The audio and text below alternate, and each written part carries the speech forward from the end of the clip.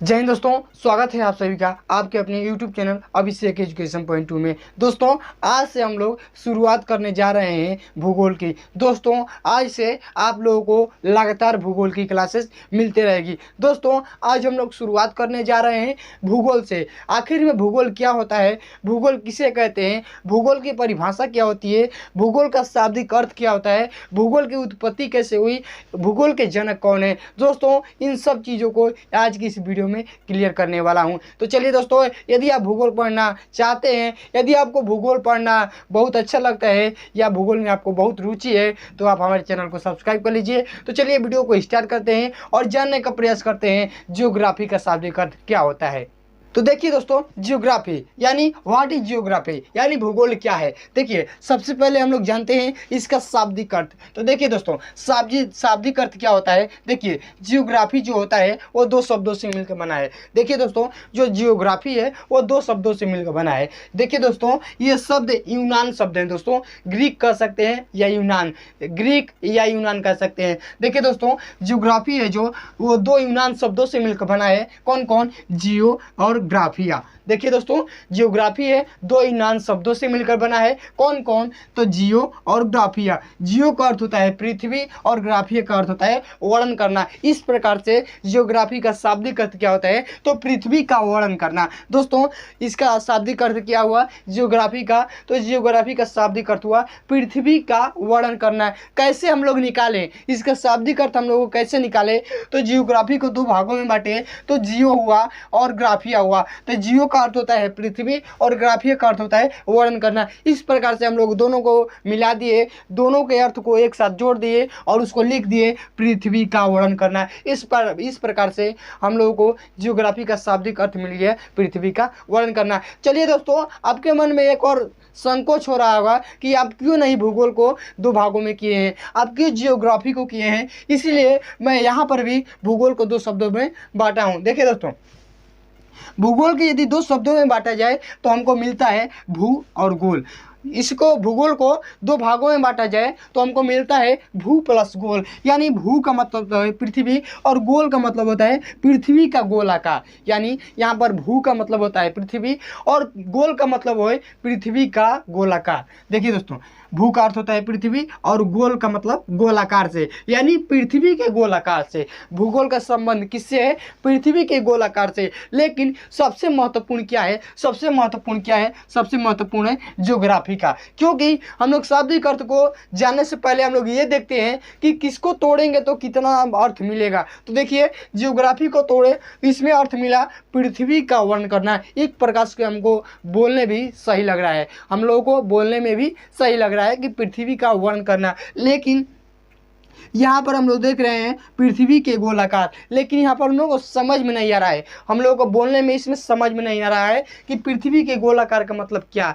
अगर यदि यहाँ पर देखा जाए तो यहाँ है पृथ्वी का वर्णन करना, यानी पृथ्वी के बारे में जानकारी प्राप्त करना। तो देखिए दोस्तों यही हम लोग का शाब्दिक अर्थ हुआ कि पृथ्वी का वर्णन करना। तो चलिए दोस्तों अब हम लोग चलते हैं परिभाषा की तरफ। ये अब हम लोग देखते हैं कि हमें परिभाषा क्या बताता है कि भूगोल क्या है, यानी व्हाट इज जियोग्राफी यानी भूगोल क्या है। तो देखिए पहला परिभाषा बता रहा है कि भूगोल एक ऐसा स्वतंत्र विषय है। देखिए बताया जा रहा है कि भूगोल क्या है? एक ऐसा स्वतंत्र विषय है जिसके उद्देश्य लोगों को विश्व, आकाशीय पिंडों, स्थल, महासागरों, जीव जंतुओं, वनस्पति, फलों तथा भूधरातल के क्षेत्रों में देखी जाने वाली प्रत्येक अन्य वस्तु का ज्ञान प्राप्त कराना है। देखिए दोस्तों परिभाषा को समझिए और एक एक शब्द पर फोकस करते चलिए। देखिए आपको कितना आसान लगता है कि भूगोल क्या बताता है। देखिए दोस्तों यदि आप इसके एक एक शब्दों पर फोकस करेंगे तो आपको बहुत ही मजा आएगा, क्योंकि एक एक शब्द से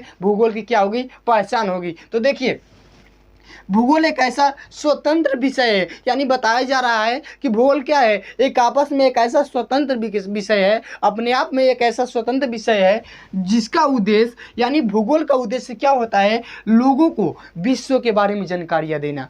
दोस्तों विश्व के बारे में जानकारियाँ देना, आकाश से पिंडों के बारे में जानकारी देना। यानी ये आकाश की बात कर रहा है दोस्तों, ये क्या कर रहा है? आकाश की बात कर रहा है, आकाश से पिंडों के बारे में, स्थलों के बारे में यानी भूधरातलों के बारे में, में, महासागरों के बारे में, जीव जंतुओं के बारे में, वनस्पति के बारे में, फलों के बारे में तथा भूधरातल यानी पृथ्वी के ऊपरी सतह के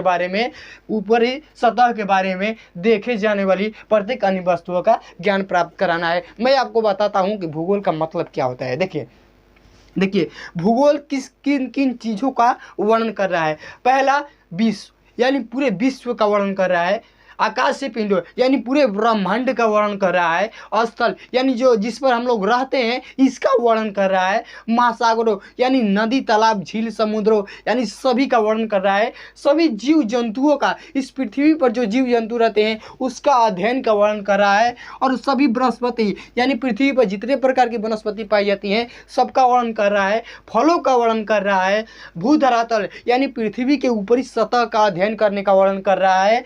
और जो पृथ्वी पर पाई जाती है, जो पृथ्वी हम अपने आँख से देख रहे हैं, जो हम अपने आँख से देख रहे हैं, जिन वस्तुओं को हम अपने आँख से देख रहे हैं उसका वर्णन भी क्या करता है, भूगोल करता है। और यही सब भूगोल है। यानी भूगोल क्या कर रहा है, भूगोल स्थल, जल, वायुमंडल यानी सब चीज़ का अध्ययन करना ही क्या, इस पूरे ब्रह्मांड का, इस पूरे भूमि का, इस पूरे पृथ्वी का अध्ययन करना ही क्या है, भूगोल है। दोस्तों आप लोगों को समझ में आ गया होगा। और इसको लिखने वाले कौन है, इस परिभाषा को सिद्ध करने वाले कौन है, इस परिभाषा को देने वाले कौन है, इस परिभाषा को हम तक पहुंचाने वाले का नाम क्या है, स्ट्रैबो। दोस्तों ये भूगोलवेत्ता है जो हम लोगों को इस परिभाषा का ज्ञान कराएं। अगला परिभाषा देखते हैं। देखिए भूगोल में पृथ्वी के उस भाग का अध्ययन किया जाता है जो मानव का रहने का स्थान है। यानी जहाँ हम रहते हैं वही क्या है, भूगोल है। साफ शब्दों में कहा जाए तो जहां हम रहते हैं, जहां मनुष्य निवास करता है वो क्या है, भूगोल है। और परिभाषा भी यही कह रहा है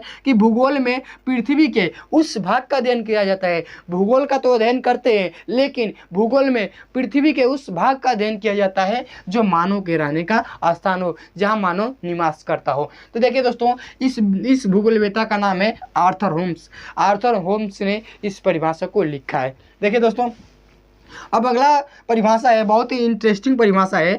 भूगोल एक ऐसा विषय है, भूगोल बताया जा रहा है कि एक ऐसा विषय है जो पृथ्वी के संपूर्ण भाग जैसे स्थल मंडल, जलमंडल, वायुमंडल तथा पृथ्वी की आंतरिक संरचना तथा पृथ्वी की बाह्य संरचना का अध्ययन कराता है। देखिए दोस्तों मैं कह रहा था कि पृथ्वी क्या है, भूगोल क्या है, पृथ्वी के संपूर्ण भूभाग का अध्ययन है। देखिए दोस्तों वही परिभाषा यहाँ लिखा गया है कि भूगोल एक ऐसा विषय है जो पृथ्वी के संपूर्ण भाग जैसे स्थल मंडल, जलमंडल, वायुमंडल तथा पृथ्वी की आंतरिक संरचना तथा पृथ्वी की बाह्य संरचना का अध्ययन करते हैं, वही क्या कहलाता है, भूगोल कहलाता है। दोस्तों आपसे उम्मीद है कि आप सभी को अर्थ और परिभाषा क्लियर हो गया होगा। अब हम लोग चलते हैं भूगोल की उत्पत्ति की ओर, यानी भूगोल की उत्पत्ति कैसे हुई।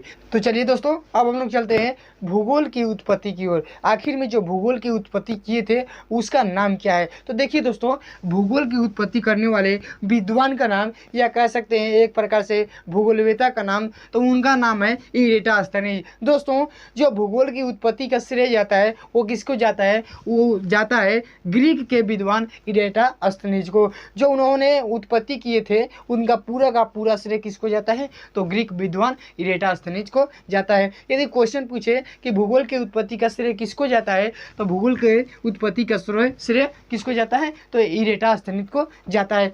दोस्तों अब कारण क्या होगा कि इनको भूगोल की उत्पत्ति का जनक कहा जाता है, क्या कारण होगा कि इन्हीं को भूगोल के उत्पत्ति का श्रेय दिया जाता है। तो दोस्तों इन्होंने जियो और ग्राफिया को मिलाकर जियोग्राफी शब्द दिया था।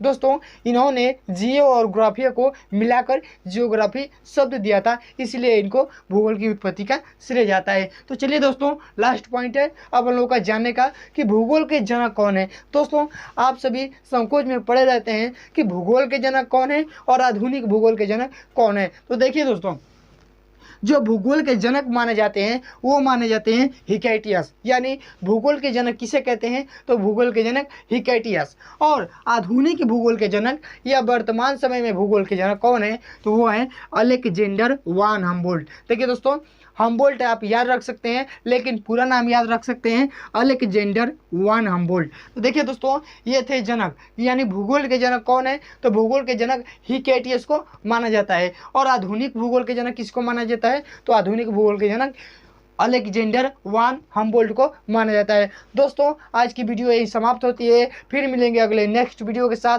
तब तक के लिए जय हिंद।